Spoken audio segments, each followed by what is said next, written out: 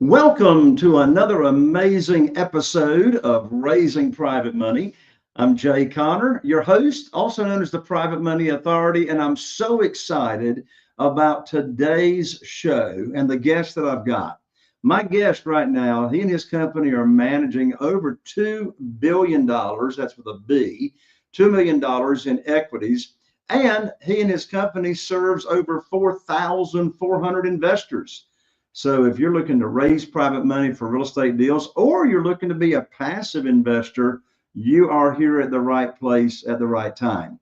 So my guest, he is co-CEO of Origin Investments. He also co-chairs the investment committee and oversees investment relations and the capital raising. Now, before Origin, he had a very prolific derivatives trading career and was named twice in the top 100 traders in the world. And along with that, he's got over 30 years of investment risk management experience. I'm so excited for you to meet my special guest, Michael Episcope, right after this. If you're a real estate investor and are wondering how to raise and leverage private money to make more profit on every deal, then you're in the right place. On Raising Private Money, we'll speak with new and seasoned investors to dissect their deals and extract the best tips and strategies to help you get the money, because the money comes first. Now here's your host, Jay Connor. Well, hello, Michael, and welcome to the show. Hi, Jay. Thank you for having me, and I appreciate that introduction as well. Absolutely. Well, you've got so much experience. My audience is going to absolutely love hearing you talk about your experience and your background and, being so involved in overseeing real estate investments and et cetera. But now, first of all, in my introduction, I talked about you being a derivatives trader as far as in your background. You got to tell everybody, what in the world is a derivatives trader? So that's a fancy word for a futures trader. I went to school here in Chicago. I got a job on the floor of the Chicago Mercantile Exchange when I was about 19 years old and worked my way up. I worked from the bottom as a runner, making, I think, $325 per week, and then became a pit clerk, and then became a broker, and then ultimately got an opportunity to trade for myself in the pits of the Chicago Eurodollar pits at the CME, and it was great. It was the start of just a very prolific career. I didn't know if I'd be good at it. I bet on myself at that time, and some people gave me an opportunity, and I made the best of it. So I did that for about 10 years, and a Eurodollar future, it's now called SOFR futures, but it's essentially interest rates. So I traded the change in the daily interest rate every single day, and I traded what we call back month Eurodollars, and it was fantastic. So, but I got out of there in 06 and moved on to real estate after that. Well, that's an amazing background and story, particularly to be starting only at 19 years of age and being, introduced to that world of trading. So, how do you think that experience that you had in derivatives trading for 10 years, how does that play in or affect or influence your approach to real estate investment and risk management?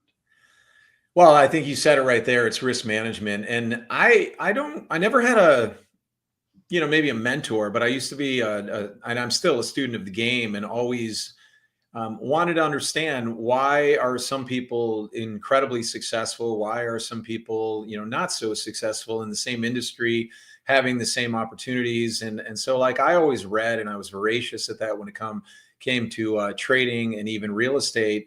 And risk management was something I just intuitively understood. I knew what my edge was in the market when I was trading, and that all translates into real estate as well. And it's about managing risk and taking advantage of opportunities and recognizing those opportunities, having an opinion but not being opinionated, spreading your risk out, not cross collateralizing assets, not guaranteeing debt, doing all those things that have really, like, even very smart people who have, taken them down.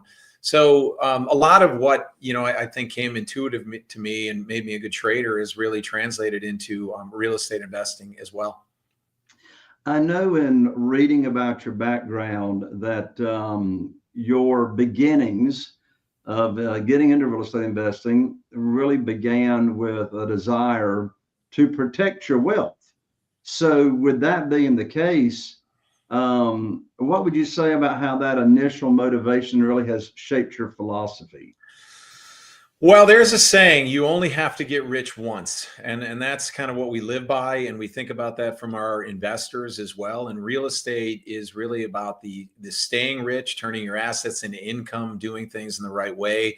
And it's kind of, both ironic and sad, but real estate is one of the greatest wealth creators out there and also one of the wealth protectors, but yet more people have gone bankrupt investing in real estate or lost money investing in real estate because the market, in many ways has just been the wild west for so many years. So when we think about it, it's about protecting and growing first and managing that downside, making sure that we're using responsible leverage, that we're investing in the right markets, that we're underwriting conservatively, that there's more meat on the bone. And I'll just tell you, we're kind of in the teeth of one of the worst recessions in real estate over the last, certainly in my career, 15, 20 years.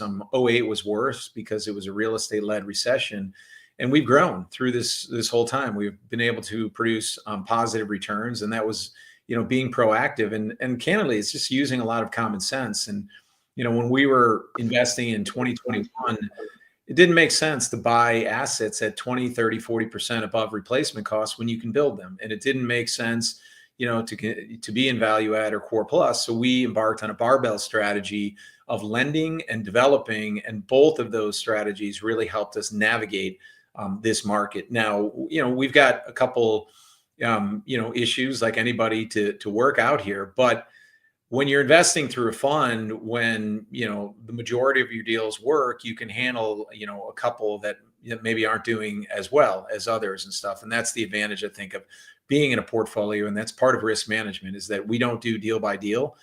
We do have sidecars available for our investors, but we generally invest through funds because they're much more bulletproof than doing a deal by deal structure. Right. You alluded to the global financial crisis, 2007, 8, and 9 along in there. That's when I had my wake up call and I learned about private money. Not because I woke up one day and said, "Hey, I think I'll learn about that." It was, out of need, with the bank shutting down, and I lost all my lines of credit, not due to my record, but due to the global financial crisis. So we all learned some lessons. I learned some very important lessons during the global financial crisis. What are some lessons you would say that you learned from that? And now how do you apply what you learned to your strategies or your investment strategies today? Yeah, in many ways, we got very lucky because we started Origin in 2007, and timing does matter.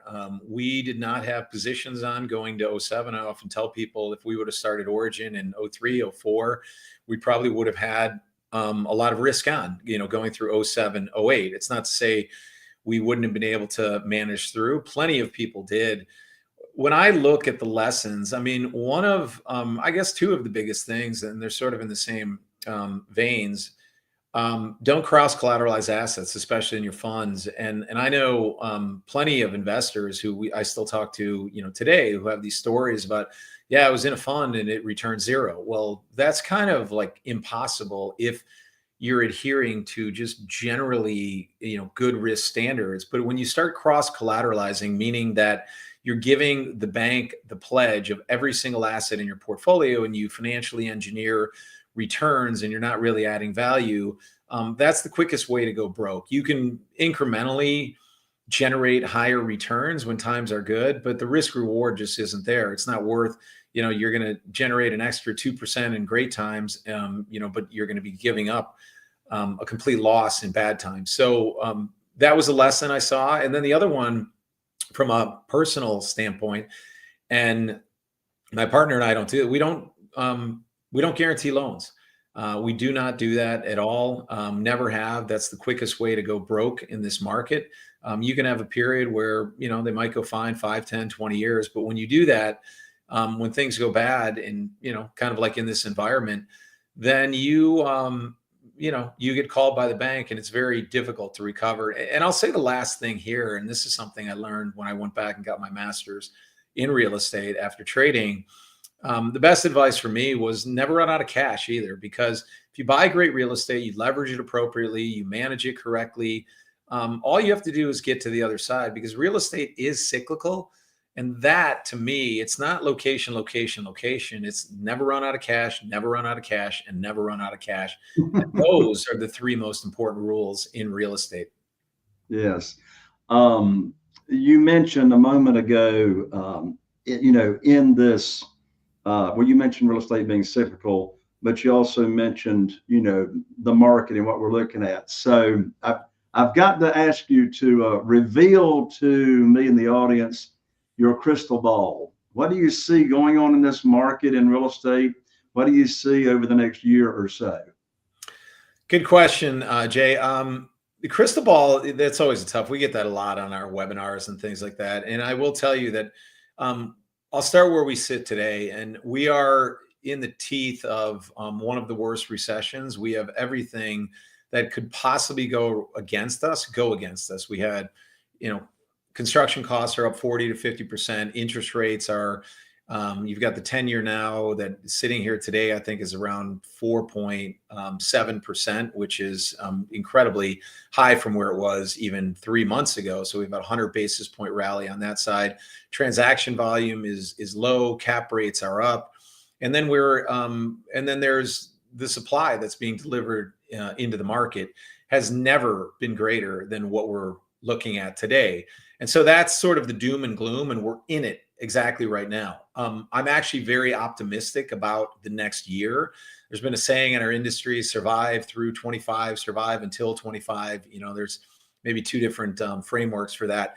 But everything we're seeing, and we do employ something called multilytics, which is we have a team of data scientists who actually crunch a lot of numbers, and they look at every variable possible in the universe to forecast rent growth. And what we're seeing in the latter half of 25 is a recovery in real estate. We're going to see concessions, which means free rent, disappear. You're going to see occupancy improve, and you are going to see rental rates start to go up again. And that is just a matter of they stopped putting shovels in the ground about a year and a half ago in real estate. So you have this massive supply that is really from 21 and 22, but nothing was built in 23 and 24. And we still have a housing shortage in this country. So what our data is looking at, multilytics, is we're seeing above market rent growth in the second half of 25. And I'm excited. I mean, this is when you want to be planting seeds in real estate, especially the common equity side of the equation.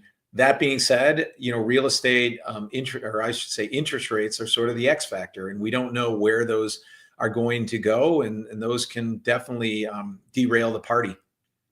Yes, for sure. Well, thanks for sharing your crystal ball thoughts, Sarah, and I agree with you as well. So your company, Origin Investments. So there's all kinds of real estate classes, asset classes, single family, apartments, commercial, self-storage, land. What type of real estate asset classes does Origin focus on? We are exclusively multifamily only, and we're here for a reason in this sector. It is produced, this isn't even arguable, but the highest risk-adjusted returns across any sector within real estate. And you can take industrial, office, retail, anything, and it's kind of kept up with industrial on an absolute basis. But it's a need-based asset, and it's not going anywhere. And so, like, as a firm, years ago, when we started the company, we were a little more agnostic about where we wanted to be and what asset class. And we used to do industrial, and we used to do office, and we sort of honed into multifamily. And today we build, we buy, and we lend. So we have 3 strategies. We cover 12 markets. We have 65 people, kind of growing to 70 at Origin. And when people wake up every single day and all they do is think about one asset class and how to maximize the value, it's a huge advantage for an organization like ours, especially at the size we are. We're at 2 billion. We're, have a goal to grow to $5 billion in equity over the next few years. And the multifamily market is big. We're a very tiny fraction of that. And I just believe long term that this is the best place to have your money. You're going to get, you're going to get the upside with a lot less volatility. When you have individuals that invest in your fund or funds there at origin, and you may have different programs, but is it more or less a straight interest rate return, or do you have equity share percentage on the backside, or what does that look like? Different funds. So we have a strategic credit fund that is lending, as it suggests. It's credit, and that is for qualified purchasers only in that fund. And that's much more consistent return, but what you give up there is tax efficiency.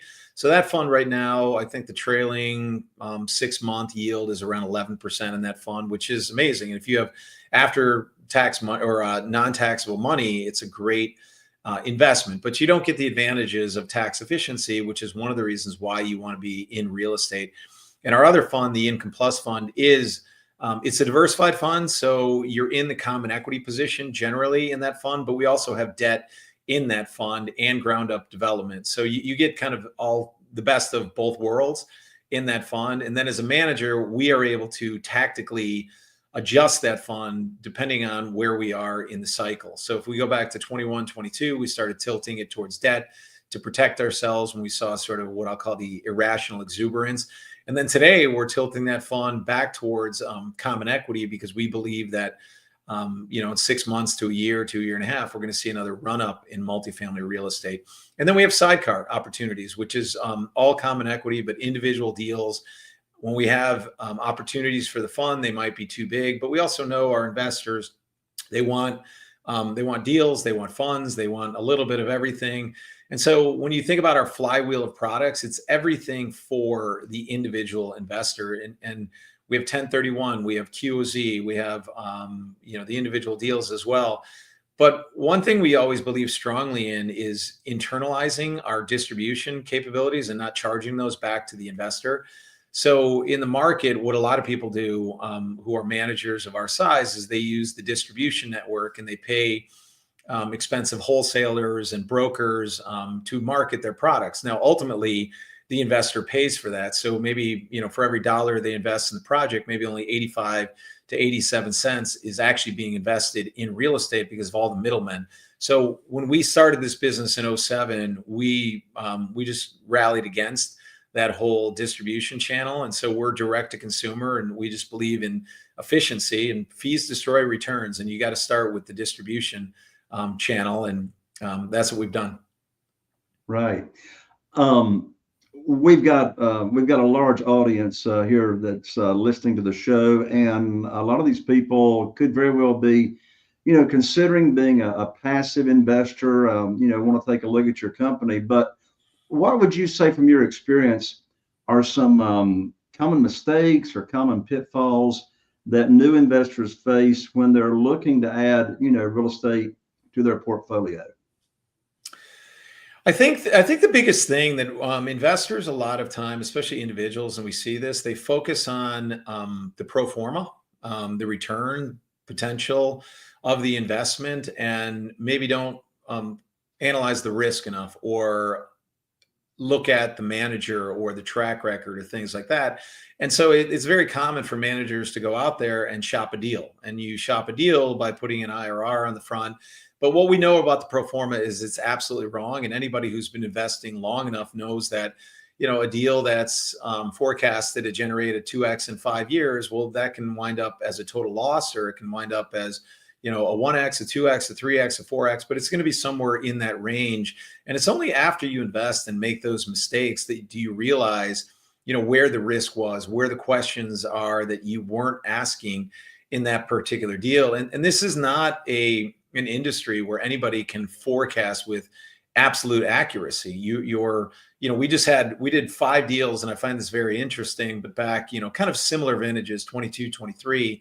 And all of those deals were had the same underwriting criteria, the same expected return. And they're very different as we sit here today. They're all, from a multiple perspective, multiple on equity, anywhere between like a 1.25 multiple and a 1.7. So you think about that from a profitability standpoint after about 3 years, and it's, it's vastly different, even though they all look the same on the front end.